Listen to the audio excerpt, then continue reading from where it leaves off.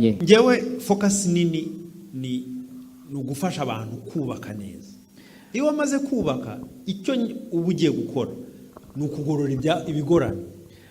Mon plus grand attention, c'est d'aider les gens à construire des bons foyers ou des bons mariages. Mais quand vous êtes déjà marié, là, il s'agira alors de redresser ce qui est déjà plié ou ce qui ne va pas très bien dans votre famille. Mais la bonne nouvelle que j'ai pour vous, c'est que avant de commencer votre voyage d'ensemble, si vous ne visiez pas d'autres intérêts,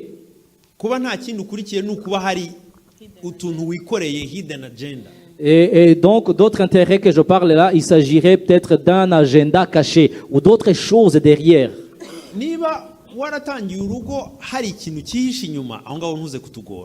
Si tu as commencé ton foyer ou ton mariage avec un agenda caché derrière, là, ne nous fatigue pas.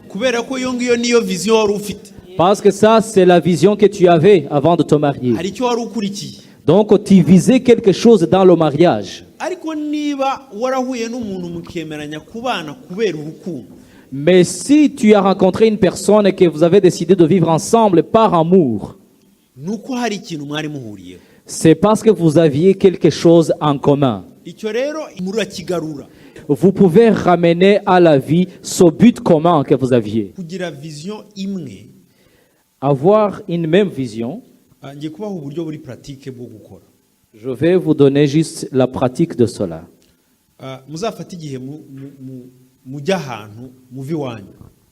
Essayez d'aller quelque part ailleurs que votre maison.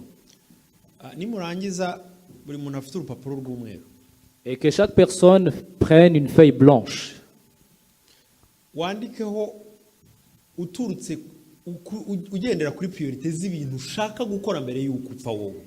Et que vous puissiez écrire chacun les choses prioritaires qu'on voudrait accomplir avant notre mort.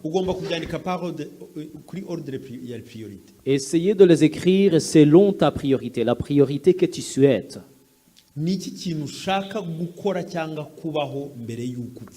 Qu'est-ce que tu voudrais accomplir ou qu'est-ce que tu voudrais vivre avant ta mort?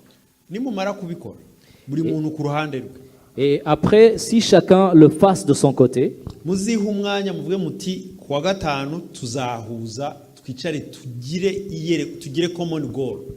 et vous allez vous donner du temps plus tard pour mettre ensemble vos objectifs. Au début, chacun va écrire de son côté, séparément. Je ne vous dis pas qu'il s'agit des choses que tu vas faire. Il s'agit des choses que tu souhaiterais faire durant ton existence sur terre.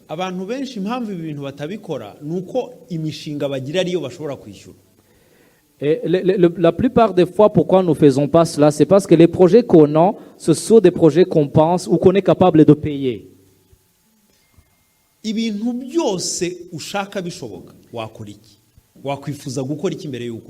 Si toute chose que tu souhaites était réalisable, que souhaiterais-tu accomplir durant ton existence? Si tu avais toutes les capacités, tous les moyens, les finances, l'intelligence, les connexions ou les aides extérieures,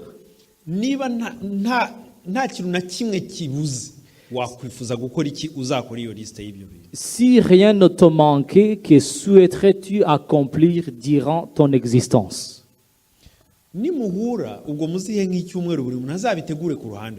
Essayez de vous donner au moins une semaine où chacun écrit séparément et vous allez vous donner un rendez-vous pour mettre ensemble. Et à votre rencontre,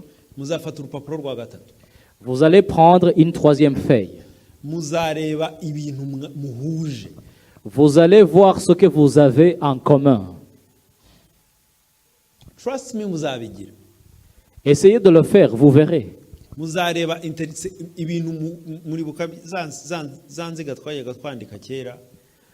vous rappelez en mathématiques, quand on apprenait de l'intersection en mathématiques, des ensembles. Vous allez voir donc vos points de rencontre.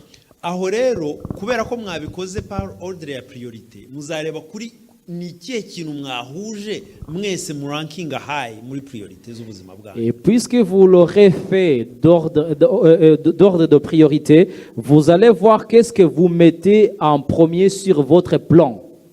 Mwibuke ko buri muntu yanditse ibyo washaka gukora. Et rappelez-vous que chacun de vous aura écrit ce qu'il souhaiterait faire.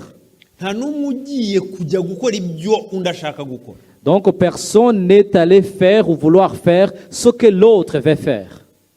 Murimo murankurikira? Est-ce que vous me suivez? Nimubona rero icyo muhuriyeho, Et quand vous allez découvrir un point commun ou un point d'intersection, muzicara murebe ngo birasaba iki kugira ngo iki tugikore.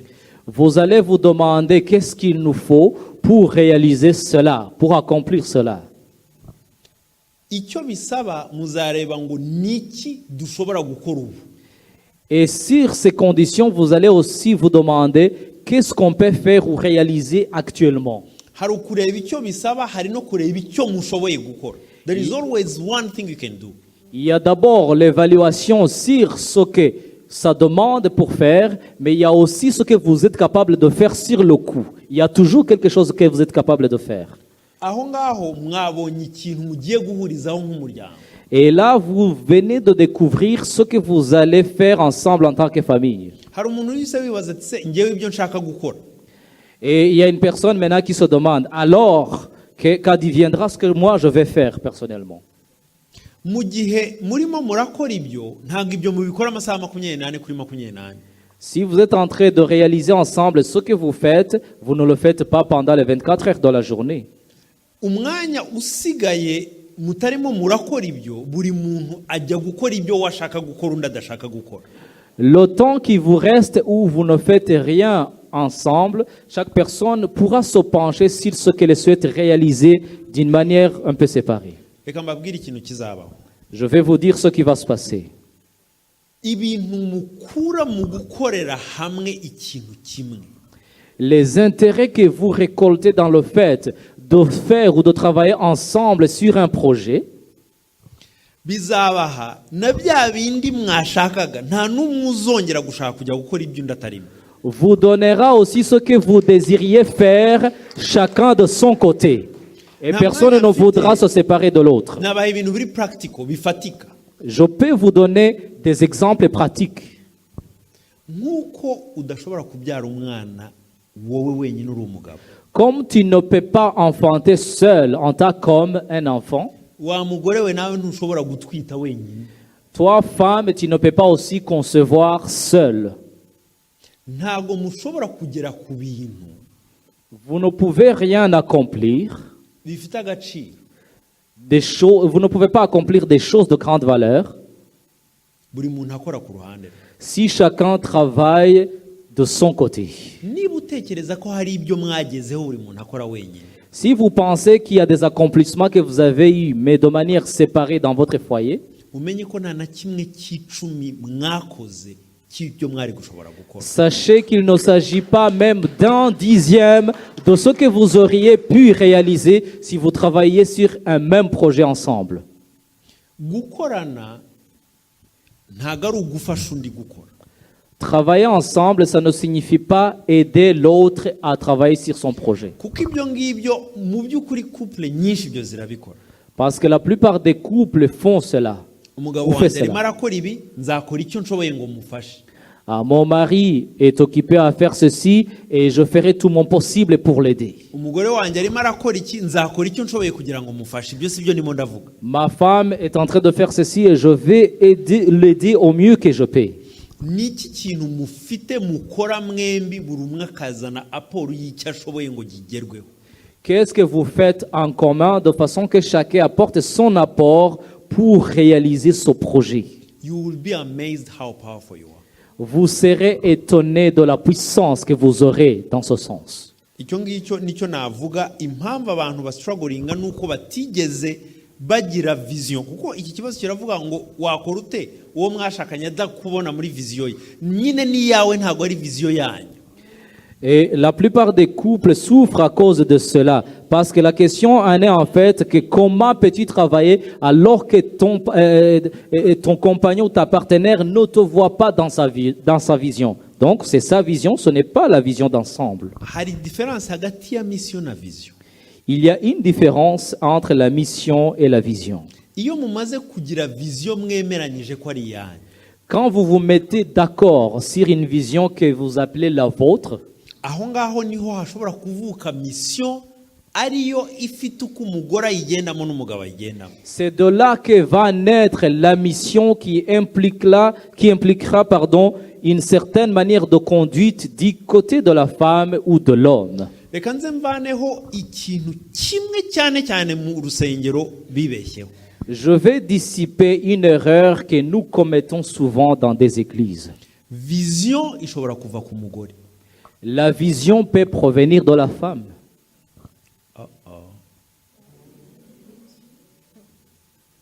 Vision ikomeye Imana yakoze ku isi, La plus grande vision que Dieu a fait ou a donnée dans le monde, Yesu Kristo aza mu isi, quand Jésus-Christ est venu dans le monde, Imana yagiye kuri Mariya mbere. Dieu s'est présenté à Marie avant toute autre personne. C'est elle qui a conçu la vision. Niwe wabyaye iyerekwa. C'est elle qui l'a conçue. Niwe watwaye. Amaze guconcevinga vision, Et après avoir conçu la vision, Imana yagiye gukonfirima kwa Yosefu ko iyo vision yari iyayo. Dieu est allé confirmer chez Joseph que cette vision venait de lui-même. Yosefu amaze kujoininga team, Et quand Joseph s'est joint à l'équipe, you will never see God going again to Mary. tu ne trouveras pas Dieu aller encore vers Marie. Yoze, umwana wanjye muhungishe. Joseph, évacue mon enfant, fais-le fuir. Mission yari yabaye iyobowe na Yosefu nubwo vision yari yahawe Mariya. La mission était dirigée par Joseph, même si la vision a été donnée en premier à Marie. Twigishije abadamu ko nta vision bagira. Nous avons enseigné aux femmes qu'elles n'ont pas de vision. Abadamu benshi bari frustrated kubera ko bafite ibintu mu nda yabo babuze uko bakora kuko tubigisha ngo umugore ni umufasha. Beaucoup de femmes sont frustrées parce qu'elles conçoivent beaucoup de projets ou beaucoup de visions qu'elles ne peuvent pas réaliser parce qu'on leur a appris que la femme est une aide seulement. Umugore ajya munsi ya mission ntago ajya munsi ya vision. La femme se soumet à la mission, mais pas en dessous de la vision. Il n'y a pas de sous-vision. Na sous-vision ibaho. Il y a la soumission. Il y a seulement la soumission. Abantu benshi kubera ko ibi bintu batabyumva biraba confusing. Puisque beaucoup de gens ne comprennent pas cela, ils sont confus. So imwe yo mumaze kwemeranya common goal, yo mumaze kwemeranya icyerekezo kimwe, noneho mugiha gahunda yuko kigiye gukorwa, aho ngaho iyo mumaze gukora mission nibwo umwe ayiterura n'undi akayiyobora. Et quand vous vous mettez d'accord sur une même vision, vous engendrez la mission et vous aussi, vous créez l'ordre selon laquelle vous allez accomplir votre mission. Et quelqu'un d'entre vous va le porter et l'autre va l'aider. Umuntu nabonye abaza ngo ese vision y'ubuzima bwacu nari nyifite mbere yuko tubana. Et il y a une personne qui a demandé, avais-je la vision de notre vie avant qu'on se marie? Vision ukuntu Imana yitanga ntago igiguye ibintu byose icyarimwe. Dieu, comment donne-t-il la vision? Il ne te donne pas tout en même temps. Igenda igufungurira buhoro buhoro. Il t'ouvre des portes petit à petit, pas après pas. Zigenda ziza muri phase. Ça vient dans des phases différentes. Iyo rero Imana ikweretse akantu gato, Et quand Dieu te montre une toute petite chose, ugendera kuri aho. tu vas t'appuyer là-dessus et continuer. Tukimenyana, À notre rencontre, ibintu twavugaga n'ibyo dukora uyu munsi. ce que nous disions, ce que nous partagions en conversation, c'est ce que nous faisons aujourd'hui. Nyuma twigira mu bundi buzima. Et plus tard, nous avons vécu une autre vie différente. Ni ukuvuga ngo twari tubifite ariko kuko twari tudafite gusobanukirwa ibi ndimo ndababwira ntabwo ari byo twatinzeho cyane. Nous en avions, mais puisque nous n'avions pas la connaissance profonde de ce que je vous partage aujourd'hui, nous ne nous sommes pas attardés là-dessus. Ariko igihe kigeze tugiye gutangira twagerageje ibintu byinshi ntabwo mfite umwanya wo kubabwira ariko twataye imyaka myinshi cyane. Mais au moment idéal, au temps idéal, nous avons commencé. Mais avant, nous avions perdu beaucoup d'années, beaucoup de temps. Iyo rero ndimo ndababwira ngo musubire inyuma nuko nzi ko ibyo bintu byari bihari ariko kubera kudasobanukirwa mushobora kuba mwarabirengeje amaso.